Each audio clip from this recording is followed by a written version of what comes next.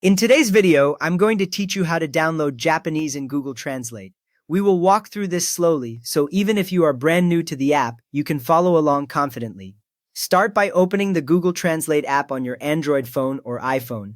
When it opens, you should see the main translation screen, with two language names at the top and a large text box in the middle. If you also see options for camera, conversation, or voice near the bottom, you know you are in the right place inside the app. Now tap the language name at the top of the screen on the left or on the right. Either side works here because both language pickers lead to the same style of list.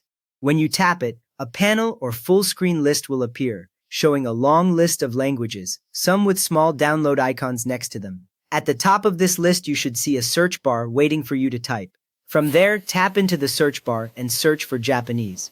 As you type the letters, the list will filter itself in real time.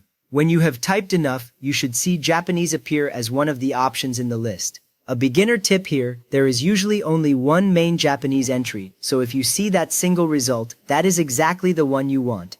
Next up, tap the download icon next to Japanese. The icon usually looks like a small arrow pointing down.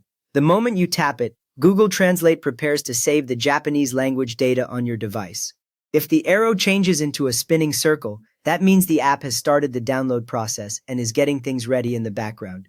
After that, tap Download to confirm. A small confirmation window appears, showing the file size and a download button. This step is here so you can check that you have enough space and are comfortable using your current internet connection. When you tap Download, the window closes and you return to the language list with a progress indicator next to Japanese. At this point, wait until the download finishes. You will see the progress indicator move, and once the download is complete, that spinning circle will disappear. In most cases, the icon changes to show that the language is now stored on your device. If you leave this screen open, you can actually watch the progress complete in real time without pressing anything else. With that ready, Japanese is now available for offline translation. This means you can translate to or from Japanese even when your phone has no internet connection at all, as long as the app itself opens. You have just set up Japanese for offline use in Google Translate, so if this helped you, please give the video a thumbs up and consider subscribing for more simple translation tips.